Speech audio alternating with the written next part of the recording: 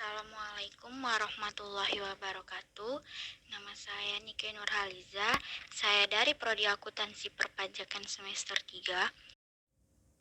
Nah, saya di sini akan menjelaskan biaya pesanan atau job order costing dan biaya proses.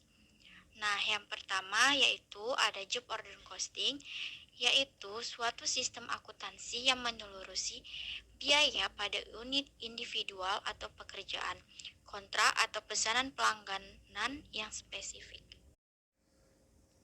Nah, selanjutnya ada karakteristik. Karakteristiknya itu ada beberapa. Yang pertama ada sifat produksi yang dilakukan terputus-putus dan tergantung pada pesanan yang diterima. Yang kedua ada spesifikasi dalam bentuk produk tergantung pada pemesan. Yang ketiga ada pencatatan biaya produksi masing-masing pesanan dilakukan pada kartu biaya secara terperinci untuk masing-masing pesanan. Nah, yang keempat ada total biaya produksi untuk setiap pesanan dilakukan pada kartu biaya pesanan secara terperinci untuk masing-masing pesanan. Nah, selanjutnya ada biaya per unit dihitung dengan membagi total biaya produksi, yaitu bahan baku langsung, biaya tenaga kerja langsung, dan biaya overhead dibebankan dengan total unit yang dipesan. Nah, selanjutnya ada akumulasi biaya pada umumnya menggunakan biaya normal. Dan yang terakhir ada produk yang sudah diselesai dapat disimpan di gudang atau langsung diserahkan kepada pemesan. Nah, selanjutnya ada contoh soal, yaitu PT Clothes berusaha dalam bidang percetakan. Semua pesanan diproduksi berdasarkan spesifikasi dari pesanan, dan biaya produksi dikumpulkan menurut pesanan yang diterima. Dalam bulan September 2000X, PT Clothes mendapatkan pesanan untuk mencetak undangan nomor .101 sebanyak 1.500 lembar. Harga yang dibebankan adalah 3.000 per lembar. Pada saat yang sama, perusahaan juga menerima pesanan untuk mencetak pamflet iklan No.102 sebanyak 20 lembar dengan harga 1.000 per lembar. Berikut ini kegiatan produksi dan pencatatan akuntansi untuk memenuhi pesanan tersebut. Nah, yang pertama ada pembelian bahan baku dan bahan penolong. Untuk membuat kedua pesanan tersebut, perusahaan membeli bahan baku A dan bahan baku penolong X sebagai berikut. Nah, yang bahan baku A sebesar 5.475.000 dan bahan penolong X sebesar 470.000.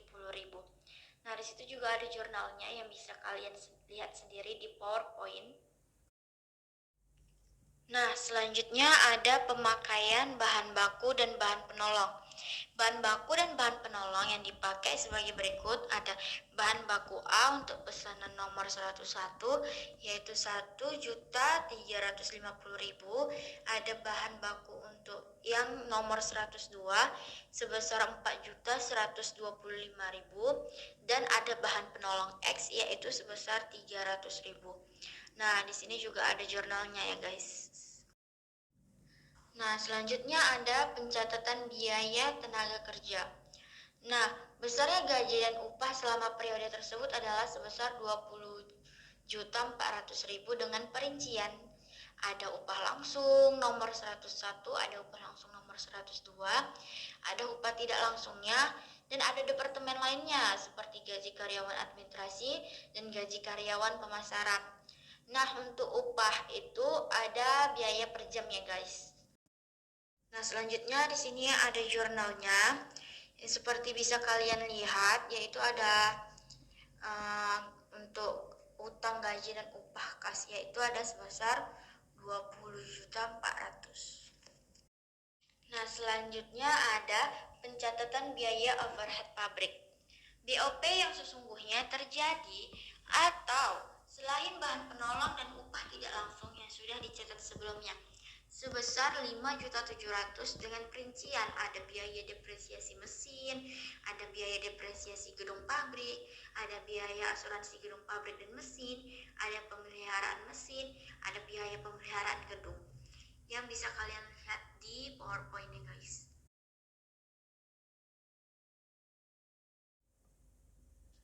selanjutnya ada pencatatan harga pokok produk jadi. Misalkan pada akhir periode pesanan nomor 101 telah selesai, sedangkan pesanan nomor 102 masih dalam proses, hitunglah harga pokok masing-masing pesanan. Nah, untuk pesanan 101 yaitu ada biaya bahan baku, biaya tenaga kerja langsung, dan biaya overhead pabrik. Nah, harga pokok pesanan nomor 101 yaitu sebesar 3.600.000.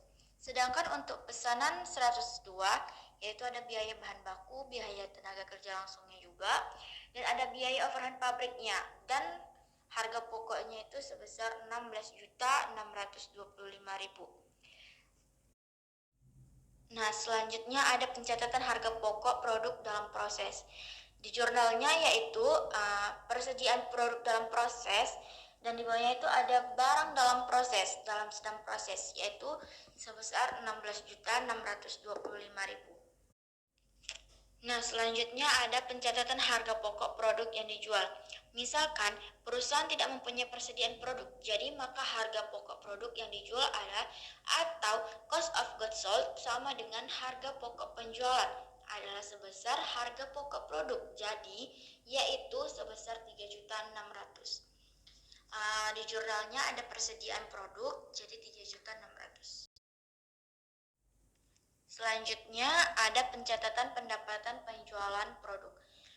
Nah, di sini yang bisa kalian lihat, di situ ada pada awal contoh ini telah disebutkan bahwa pesanan nomor 101 dengan harga jual 3.000 per lembar atau total harganya yaitu 4.500.000. Nah, di jurnal yaitu ada penjualan sebesar 4.500.000. Nah, yang kedua ada proses costing atau bisa juga disebut dengan biaya proses, adalah suatu metode di mana bahan baku, tenaga kerja langsung, dan overhead pabrik dibebankan ke pusat biaya atau departemen biaya dibebankan ke setiap unit produk yang hasilnya ditentukan dengan membagi total biaya yang dibebankan ke pusat biaya atau departemen tersebut dengan jumlah unit yang diproduksi pada pusat biaya yang bersangkutan.